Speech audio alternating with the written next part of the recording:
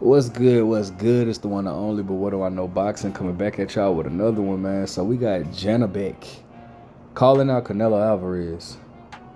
Like, why not, right? Everybody else get a fight with Canelo Alvarez, but I mean, let's keep it a buck. What the hell? If you guys are gonna criticize a lot, like, if you guys are gonna criticize David Benavidez, or you guys are gonna criticize like other fighters' resumes and stuff, what the hell has Janibek done to get a fight with Canelo Alvarez, right? Now, he is unified at middleweight, right? But as you guys would say, when Jermell Charlo reigned at 154 pounds, oh, well, he's unified in middleweight, and middleweight is not really a stacked division. Now, is it? It is not.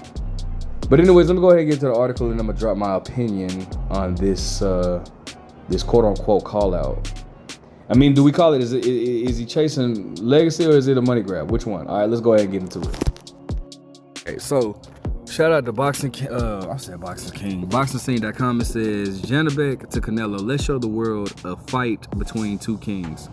Janibek Alimkhanuly is just as serious in his quest to face Canelo Alvarez as he is in his desire to become undisputed middleweight champion. Well, if his desire is to become undisputed middleweight champion, then why is he pursuing a fight with Canelo Alvarez?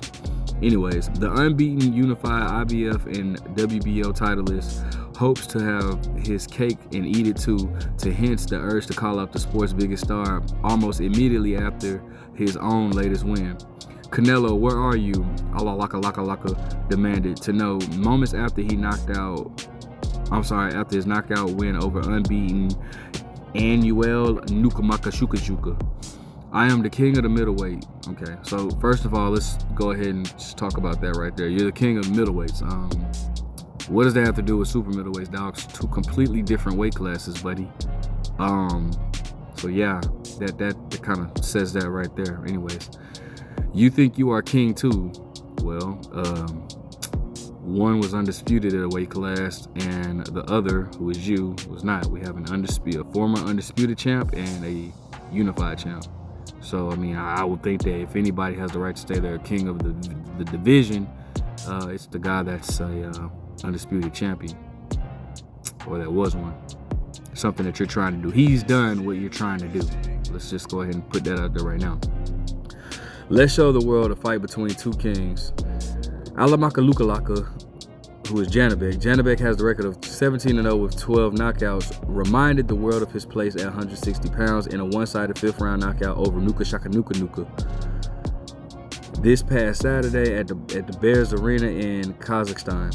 The fight was and the reason why I'm saying Nuka is I don't know how to pronounce this name. It's like they spell it Ngamissenngue. So Nugasami Yukaju, whatever. The fight was the first fight on home soil for Alaka, who is Janibek, since 2017, and the first time he ever unified and the first time ever that a unified titleist from Kazakhstan defended his title in his country. With that piece of history out the way, the 32-year-old southpaw is prepared to verbally terrorize everyone in or near the division. Janibek remains determined to land unification bouts with WBC titleist Carlos Adames, which I think that would be a good fight, and WBA belt holder Erislandy Lara. I think that's another good fight. Such series would produce the first undisputed middleweight champion since my uncle Jermaine Taylor, and it does say the first undisputed middleweight champion since Jermaine Taylor defeated Bernard Hopkins for the first two times in July of 2005. Shout out to my uncle Jermaine Taylor. If y'all don't know, I have a very close relationship with Jermaine Taylor. That is my uncle. That is my family. I love him to death.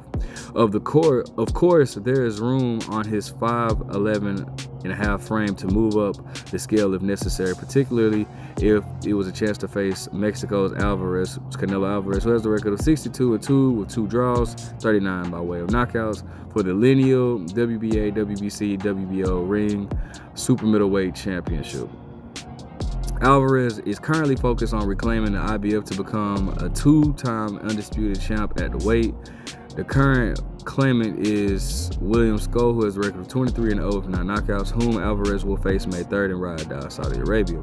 It is highly doubtful that Janibek will be in the running to face the winner. That won't stop him from chasing such opportunities, similar to his dodge pursuit at the middleweight peers. When I just turned pro, I told my team I could fight at any weight. Janibek told Boxing Scene. So if the opportunity comes to fight Canelo at super middleweight or even David Benavidez, so you're gonna see, this is what I cannot stand when fighters do this stuff, bro. I can't stand when fighters do this stuff. Okay, so you gonna call David Benavidez out after he moved up to 175. Well, where was that talk? This man had been at 168 his whole damn career. You had plenty of time to call him out when he was at 168, since you're talking about moving to 168 to fight Canelo. Where was that talk then? Like, bro, I hate when fighters do stuff like that, bro. You gonna call him out after he moved to 175. Like, get the fuck out of here, bro. Anyways, whether at a catchweight or light heavyweight. So and I guarantee you, I can bet money he is not gonna move up to no light heavyweight to fight no Benavidez. You see, he talking about a catchweight. Like, get out of here, bro. People need to hold these. Like, if that was now, I promise you, if that was like anybody else, if that was Jamal Charlo saying, "Oh, I'll fight David Benavidez at 168 pounds now," everybody and their mama will be saying, "Oh yeah, now you want to call him out after he done made his way to 175. No, y'all need to hold this Janibek to the same standards. Like, get out of here, bro. Anyways, I am prepared to take those steps in the future. My goal is to fully unify the middleweight division. I am going to stay here until I get all the titles. Of course, I will move up for the right offer, but I want to become undisputed champion, and I don't want to give other fighters any excuses to avoid me." Whatever, bro. Now, is this a fight that I want to see? No. But is it a fight that can possibly happen? Yeah. The way Canelo Alvarez moves, you just don't know. Who would have ever thought that Canelo Alvarez would be fighting Terrence Crawford, right? I don't think nobody would have saw that coming in a million years, right? Nobody saw that coming. But it's happening, right? I didn't even see, if you would have told me 2 years ago that Canelo Alvarez was gonna fight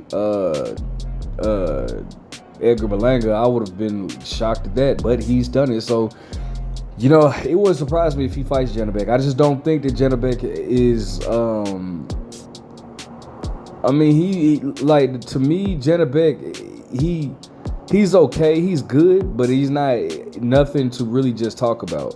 And I can't say he's overhyped because he's not. It's not like he's on a pound for pound list or anything like that. So he's not overhyped, but it's just I just don't. I don't. I think Janibek still has things he's got to prove. I think he got to take care of things in the middleweight division, handle that, and then if you're serious about fighting Canelo Alvarez, then move up and make that self known. But I think the issue that I have with a lot of fighters. This is this is an issue that I had with Gary Russell. Like, he would call out Tank Davis while not even being active at the weight class that he was, which was 2 weight classes below Tank Davis. Tank Davis was at 135. He was at 126. He wasn't even active at 126, but felt like he deserved to fight with Tank Davis. Like, no, go up there and prove yourself and put yourself in the contender status of getting a fight with Tank Davis. That way Tank Davis has to see you rather than just staying in one division and calling him out hoping to get a fight. And that's what Janibek is doing. Janibek is at 160, calling out Canelo, hoping that Canelo will pick him to fight. And I don't really like that, bro. Clean up your division and move up, and then fight somebody worth fighting. Don't go up there and try to drain David Benavidez to come to no catchweight. No. If you're going to call out David Benavidez, then you take your rinky-dink ass up there to 175 and fight David Benavidez at 175. Not no catchweight. I don't like when fighters do that. You can't call me out and then tell me to come down to a catchweight. That's an issue that I had with Alicia Baumgartner. As much as I love her, beautiful, but how you going to call out Clarissa Shields and say you can beat her, but then say she has to come down to 147, but you called her out? Like, nah, that just does not work. So it's not gonna work here either. Now you go up there and prove yourself. Go fight you one of them top middleweights, super middleweights, and then you put yourself in a position where Canelo has to see you. Until then, shot diva cop. Okay. Let me know what you guys think. Make sure you guys like, comment, subscribe. But what do I know?